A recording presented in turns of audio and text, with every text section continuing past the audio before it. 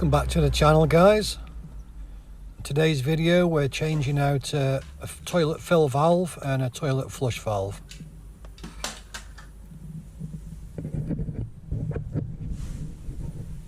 We're going to turn the water off now first on the isolation valve.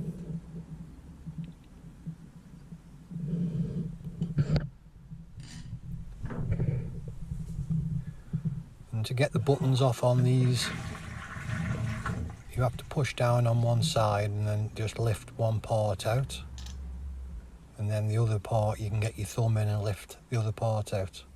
They just slide into the holes, they don't screw in. Put them there safely. Underneath there now there's a screw, difficult to see there. We unscrew that anti-clockwise.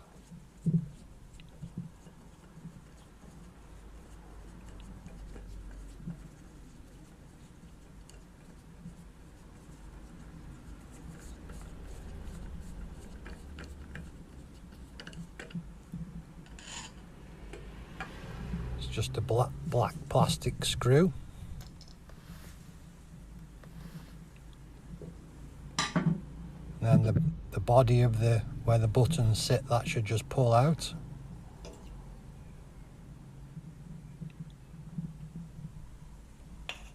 So with them taken off, that will allow us to take the toilet cistern lid off, which revealing the flush valve and the fill valve there. So put that down safely so we don't break it.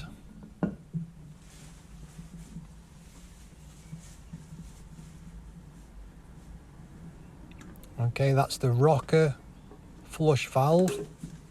You twist it anti-clockwise. It releases from the base. So we can leave the base in place and just replace the top part. That's actually fell apart there. There's the second part to come out. So that just leaves us the base in place.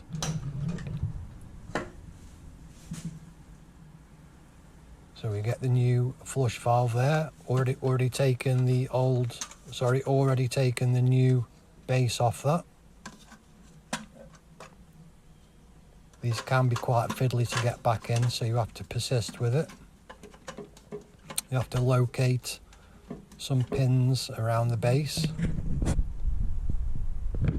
and a quick turn clockwise should lock it back in place.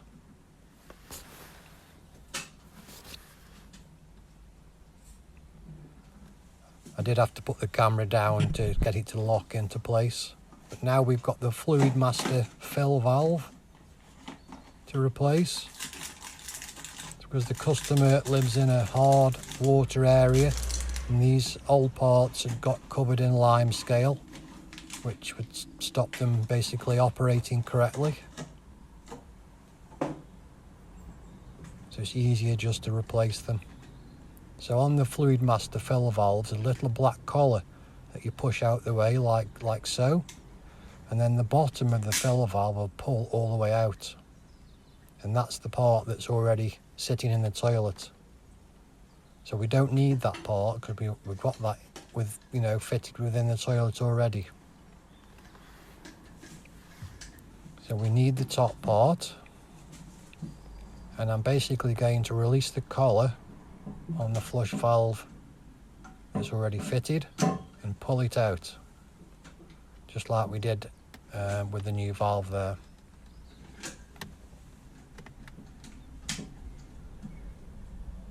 Just take your time, be gentle with it, it will come out. And there you go. I'm just going to shake the water off it.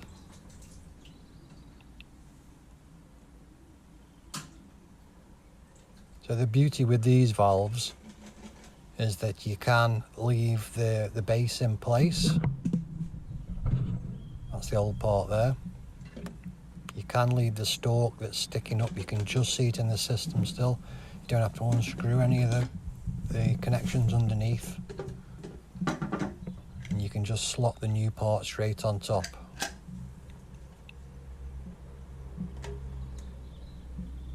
and once the valve's been pushed down to the height that you want it, you can just reach down and lift that locking collar up, and it locks into place then.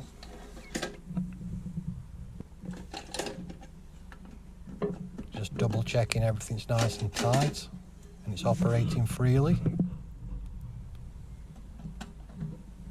So we've just replaced both parts there within a space of 10 minutes. I'm going to turn the water back on now. Give everything a nice good test. Flush it a couple of times. Make sure everything's working fine. The water's shutting off, because the old valve was letting water by. The filler valve was just continuously dripping. We could have just changed the diaphragm, but I thought for a few extra pound we'll just get the valve, complete valve fitted there.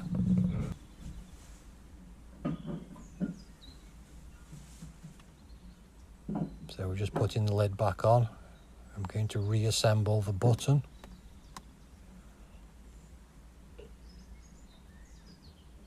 So the button had to be located on some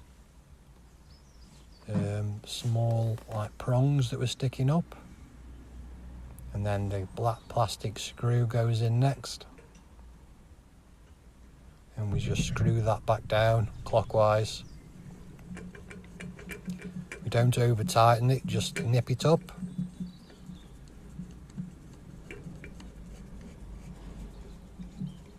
Don't forget it is a plastic screw. And then the buttons, the little rods that you can see sticking out there, they just slide down and locate into the button holder. One side and then the other side, the same. And there you go, that's it reassembled. I'm just testing a couple of flushes now. Everything seems to work perfectly. So that's it guys, thanks very much for watching.